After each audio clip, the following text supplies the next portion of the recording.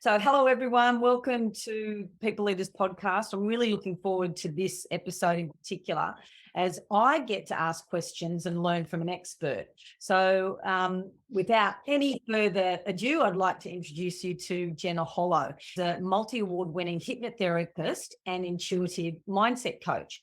And she uses subconscious reprogramming and intuitive mentorship to help leaders, coaches, and other service providers really break free from self-sabotage, overwork, and also overwhelm. And as we know, this year our focus is on new and emerging leaders. And for this particular episode, Jenna is going to share with us some really interesting strategies so we don't actually feel overwhelmed when perhaps we are still overworked. So welcome, Jenna. Thank you. Nice to meet you. Thanks for having me. Yeah. So when we first started looking at this interview, what really piqued my interest is the notion on limiting beliefs, because, our limiting beliefs are such a foundation of, our behaviors and that. So I'd like to ask you, where do you think limiting beliefs come from? What are they? Yeah, it's such a good question. Limiting beliefs. I'll go right back to the beginning. Our brain, when we are a child, we are programming our mind. So we're not born with a set of programs. We literally learn everything. We learn how to walk, we learn how to talk, and we also learn so much about ourselves and how life works. And we pick that up just being a sponge as a child. We don't have a conscious brain online in our early childhood. So we literally just soak up everything and we form beliefs. Like, we build our understanding as we're growing up, and we form beliefs about who we are and our place in the world. Now, unfortunately, we're doing this as a child, so we don't have the maturity to understand context or nuance or big picture things. So, for example, if our parent is super stressed one day and flies off the handle at us, we might form a limiting belief in that moment that, whatever the situation is, it's crazy. Like, we can form limiting beliefs on the smallest, most mundane, innocuous circumstances. But because we don't have that maturity to have the big understanding of what is actually going on in that moment, we can form a belief there, right there and then. And that belief can be positive, of course, but if it's a negative belief that holds us back, then it will stay with us. All beliefs stay with us unless we change them, right? But they are formed and they stay in the subconscious mind. So that means that we're not necessarily even conscious of what beliefs we have. And our beliefs, they stay with us into adulthood, and they affect everything, because they affect how we perceive situations, how we feel in situations, the actions that we take, everything. And because it's our subconscious brain that is taking in the world around us all the time and putting it through the filter of, what have I experienced before? What does this kind of thing remind me of subconsciously? And how should I act in this moment? And the reason our brain is doing this is to keep us safe. It only cares about our survival, and it doesn't care about our happiness, our dreams, our confidence, what we want to do to succeed. It doesn't care about any of that. And so this is how the limiting beliefs really completely shape our success and how we are able to show up for our teams and drive our teams forward in everything.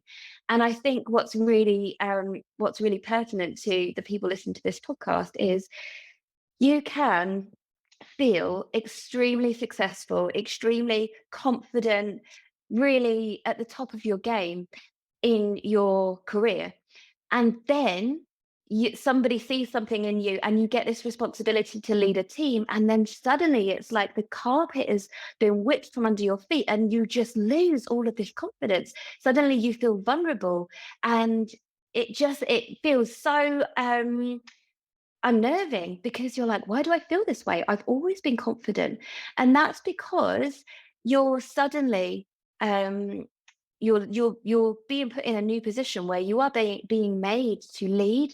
And that is almost like, if you imagine being an entrepreneur and you've been a really successful been really successful in sales, and then you go and run your own business and you have to sell something and you just can't do it in the same way. It's because you are driving the ship forwards, and suddenly all your vulnerabilities come to the surface, and can be really it can be really hard to navigate that, because it's always how we feel that matters, because how we feel affects how we show up and the moves that we make, and how we feel is always governed by the beliefs that we hold in the subconscious mind. So it's hugely important. Mm. And it's interesting because my sister is we're an identical twin sister. So we had a similar um, framework around our family, but we're very different based on our beliefs. And it's really interesting. Mm. Some of her beliefs, like I look at her and think, wow, okay, she doesn't have any limiting beliefs around finances and things like that. Whereas I have some limiting beliefs around those, and vice versa. So it's really interesting to use her as a mirror around, oh, okay, that's a limiting belief for me, because I can see that it is possible, and she does that for me. So it's a really nice way that we see that.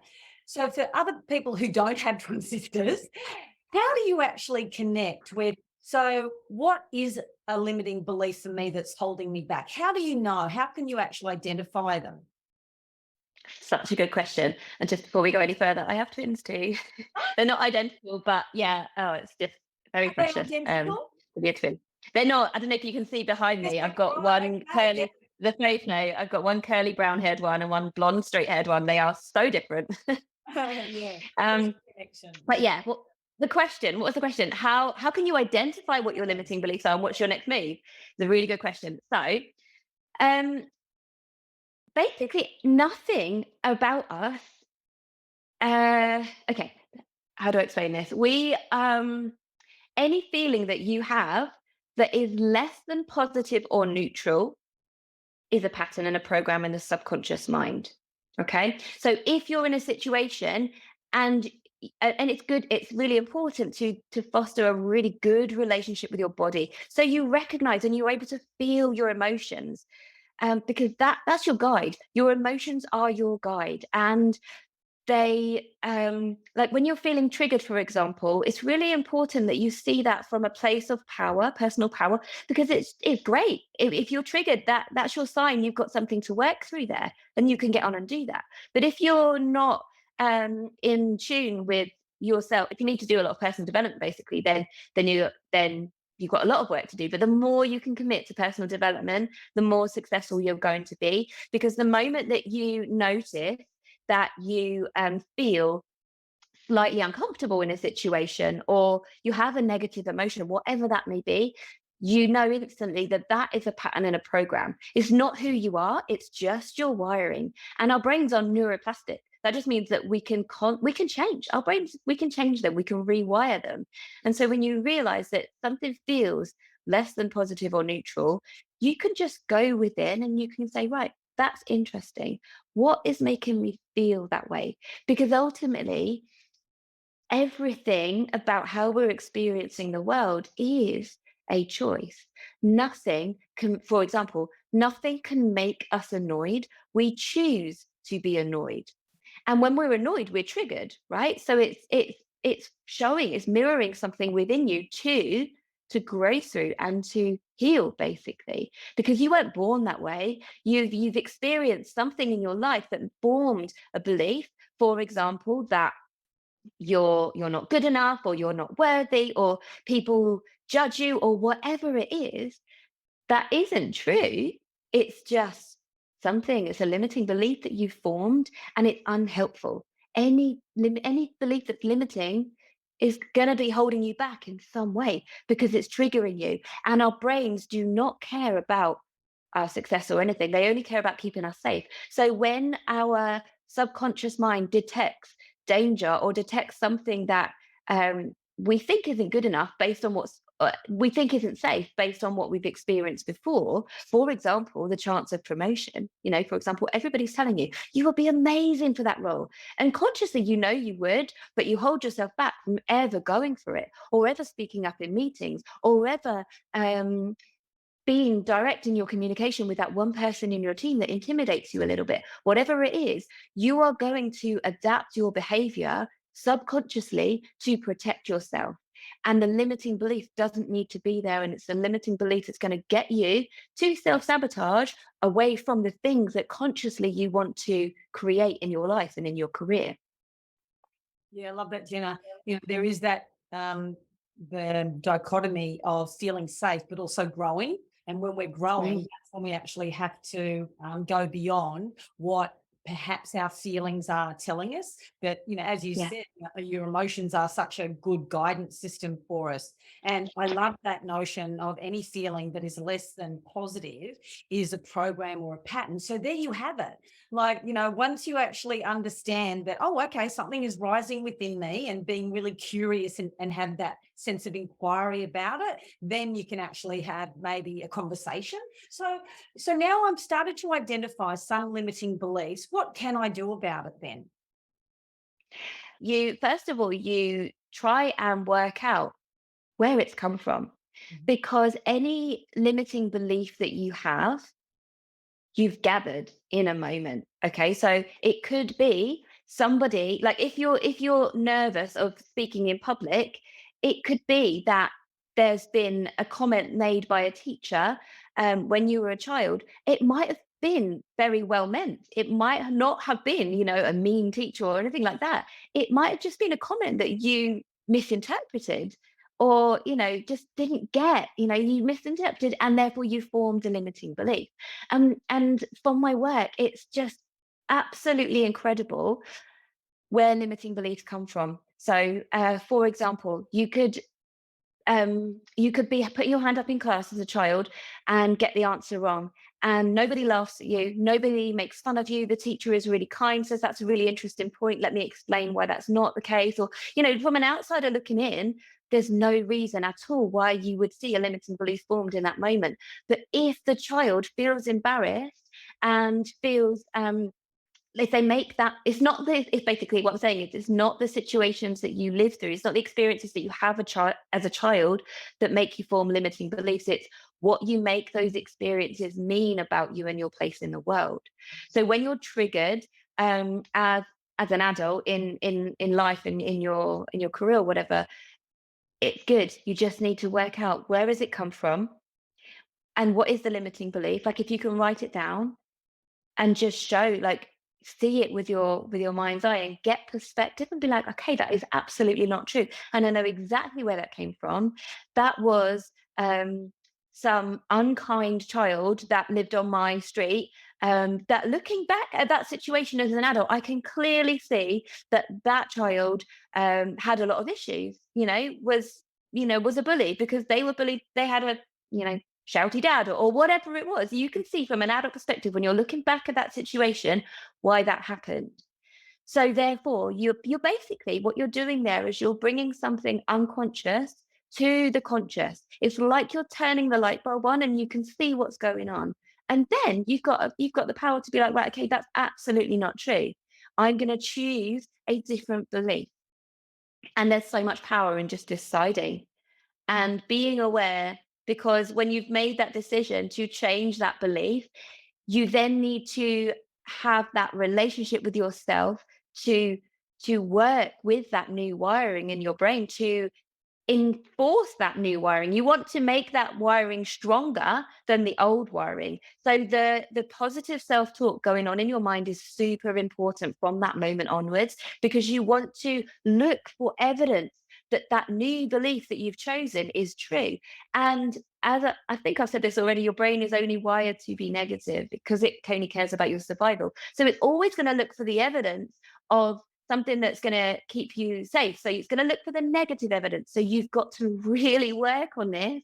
When you decide and a more empowering belief to have, you have to really work on it to look for the evidence of what that's true. And you can keep a diary. You can keep a list of all the evidence that makes that true, and go back in time as well. There'll be so much evidence that you have for this new belief that your brain has just disregarded because it wasn't relevant before.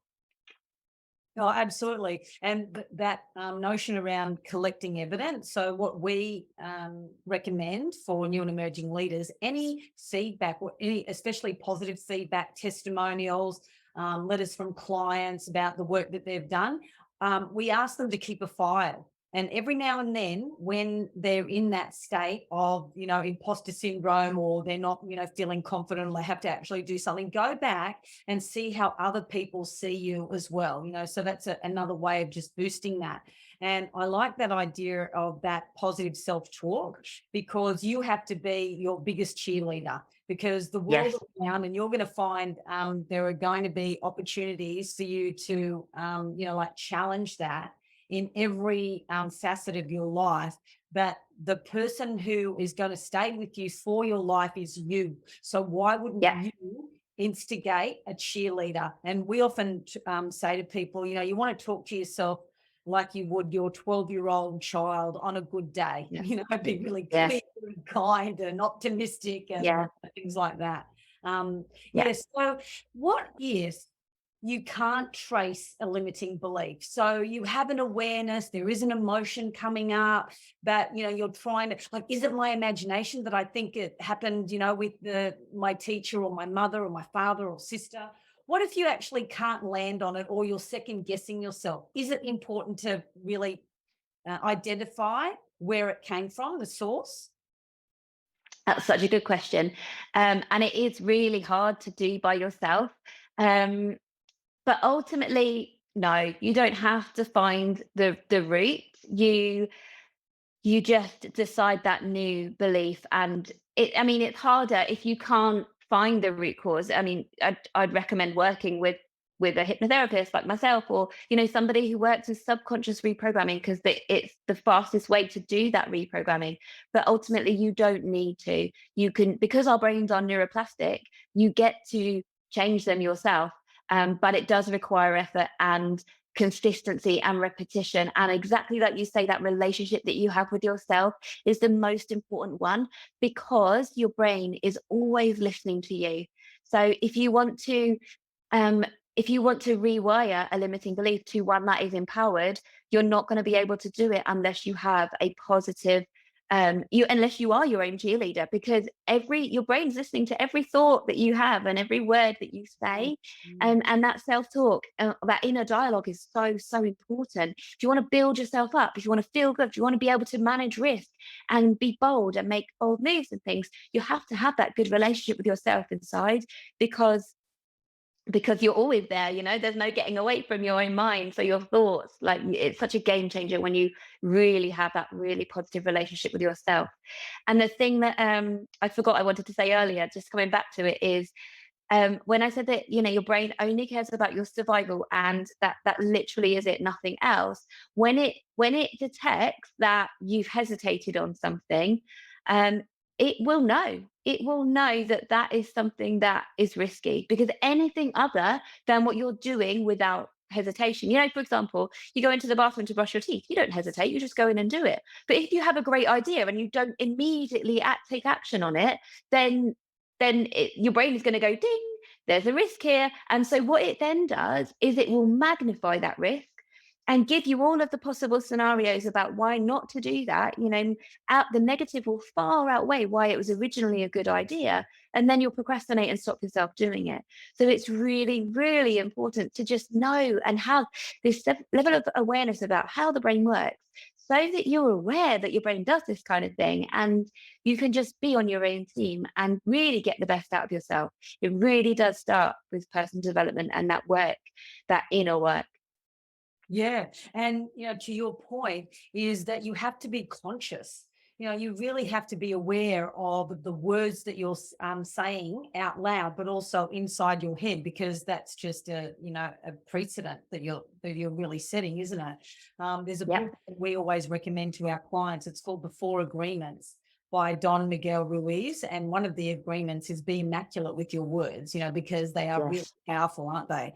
And So powerful. the other thing about, you said so many things, which I totally love, about developing your level of awareness. And for any leadership program that we do, the first module, the first point of call is know thyself, because then you are setting the foundation. And also, you then have the right to lead others. You know what I mean? Like if you can't lead yourself in a way that's true and authentic and clear, how can you actually lead other people in a way that, is going to be those things as well?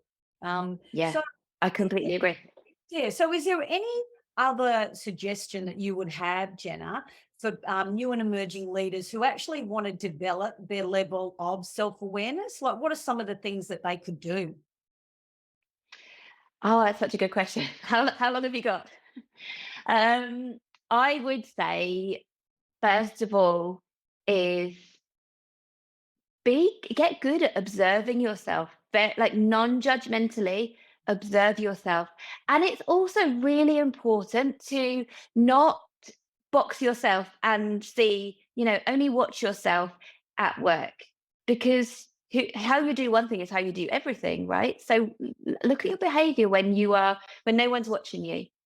Um, and your emotional intelligence is so important, and the more you can work on yourself, the more you're going to be able to hold space for your team and get the best out of your team. And so yeah, watch, observe yourself, and just practice that observing yourself, but with pure total grace. Never ever make yourself feel wrong for something. There's just no point. Like shame is a very, very low vibrational emotion, and it's heavy. And I talk about this concept of life, where you've got all of your ambitions, all the things that you want to experience in your career and in your life in general. And you've got this house, like the house is your current reality. And at the moment, every seat in the house is taken up. There's no space. And all your dreams, everything that you want to experience and create and live, all the things, they're all standing outside on the doorstep. And they're right there, because anything you imagine, you can create. Literally everything that we see in the world was once imagined in the mind's eye. So we can do it. But the minute you imagine it, the thing that you decide you want, it's landed on your doorstep. It's right there. But it's not going to come in, because it knows that every seat in the house is taken. As much as it's ready, much as you're ready for it, it's not going to come in. So what you need to do is you need to see the seats in the house as alignment. So anything that is misaligned, anything that you are doing in your life that is not fully congruent with who you truly are and what you truly want and your identity and everything, so people pleasing, that takes up a lot of space in the house. The stuff from the past that you are carrying around, like if you haven't done much personal development or healing, I call it healing because it literally is removing the heavy things from the house that you've lived through in the past that you don't need anymore. They're taking up space. And when you do this work, you're reprogramming your limiting beliefs, for example, you're clearing so much space, and in your dreams can come. It's about creating space. And the more space that you have, for example, emotionally, when you do this work on yourself, you can hold space for so much. You just don't hold yourself back anymore. So I can't remember your original question, Jan. Sorry. Oh, just about how do you develop self-awareness? And so that Oh, I've been going that long. It no, was, that's yeah, beautiful. It's beautiful about the observation. Yeah. yeah, it's observing yourself, absolutely watching and just noticing without shame, without judgment, and never trying not to ever make yourself feel wrong. Like this is another thing as well. I've not even said yet. Perception is everything, because nothing in life is positive or negative. It just is. And how you perceive it is your choice. And so when you're perceiving something as something that is basically disempowering for you, that's not helpful. So you've got the opportunity there to reframe it. How can I see this in a different light, in a different way? What's another perspective? And without judging, without making yourself feel bad, just coach yourself through it. Be more empowered. Like that is the way forward. Because it's like turning the light on, basically. If you're not aware, if you're not seeing what you're doing, you're just moving through life on autopilot, repeating the same unhelpful patterns that you've repeated all of your life, which are resulting in, missed opportunities or disappointment or, unfulfillment. Mm. And when you That's fascinating. Like when I'm hearing this, I'm just thinking about all the people who hesitate. Like I need to have that difficult conversation, but I can't, it's too uncomfortable for me, and so that's creating space in the house. Because Exactly. and again, you're kind of limiting that potential, not only for you, but also the person who may be gifted when you actually do have that difficult conversation, or you do share your observations, and your Yeah. notion about creating space. For me, meditation creates that spaciousness in my mind, so I Mm. actually can allow those thoughts.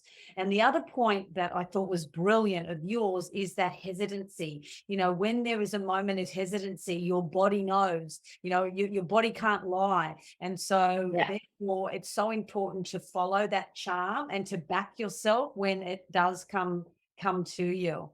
And there's a real Yeah. science Yeah. behind why you do that.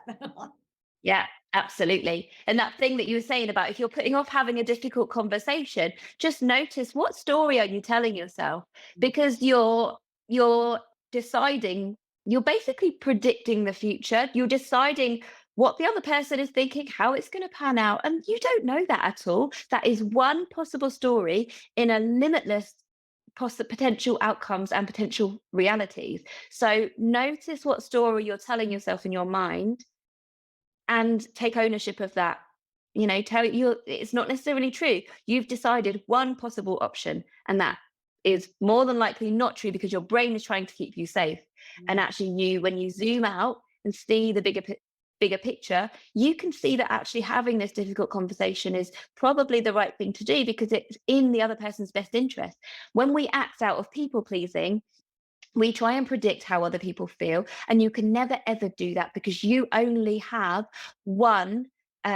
What your brain is so unique to everybody else's because the lived experiences and beliefs and the values that you have are so different from everybody else. So you cannot predict how somebody is going to respond. So you waste so much energy doing this, and our energy is finite. We choose where we place our energy. So claim all of that back. Decide not to do people pleasing because ultimately, when you stop people pleasing, you act in alignment with what's best for you. And it is always in the best interest of other people too. Yeah, because you're being authentic and you're being in integrity. So everything is aligned.